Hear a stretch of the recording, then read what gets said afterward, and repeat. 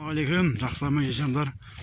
Сырдариядағы, Балтакөл жақтағы Сырдария 2021 жыл тамыздың қазанның бүгін қаншасы? 26-сы ма бүгін?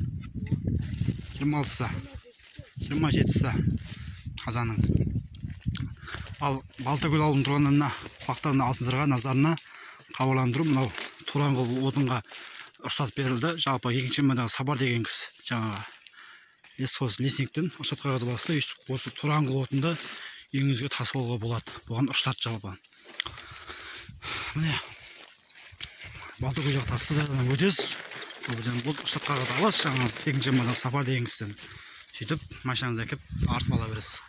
Міне бұл адам қу тіршілік, күйбең тіршілік міне жұмыс жасап жатырмыз жалпы. Осы аман есен болыңыздар, олмаңыздар. Жақсы.